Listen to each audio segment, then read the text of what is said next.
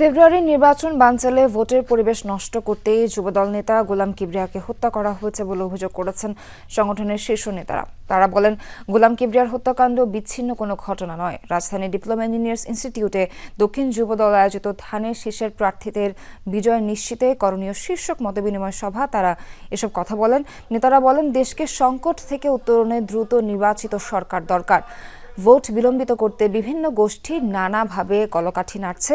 গোলাম কিবরিয়ার খুনিদের গ্রেফতারে সরকারকে আরও তৎপর হওয়ার আহ্বান জানিয়ে নেতারা বলেন, যুবদল ধৈর্যের সাথে পরিস্থিতি মোকাবেলা করছে, বাধ্য করলে রাজপথে নামবে। এ সময় যুবদলের নেতাকর্মীদের ফ্যাসিস্ট বিরোধী যোদ্ধা উল্লেখ করে সবাইকে ধানের শীষের পক্ষে কাজ করার নির্দেশ দেন তারা।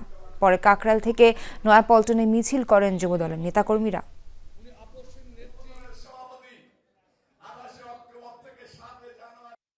স্বৈরাচার শেখ হাসিনা পর্যন্ত বিদায় করার জন্য আমরা এই রাজপথে জীবন দিয়েছি। আগামী দিনের আরো একটি ভালো প্রেক্ষাপট পাবার আশায় কিন্তু আমরা এখন আমাদের কর্মকাণ্ডকে সঠিক পথে পরিচালনা করবো ইনশাআল্লাহ।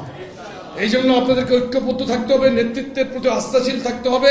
নির্বাচন হওয়ার যে সম্ভাব্য পরিবেশ তৈরি হচ্ছে, তারিখ নিয়ে আলোচনা হচ্ছে, তাকেও বানচাল করা, বিলম্বিত করার জন্য ষড়যন্ত্র চলছে। সেই ষড়যন্ত্রের অংশ হিসাবে আমরা মনে করি গোলাম কিবরিয়াকে হত্যা করা হয়েছে গতকালকে।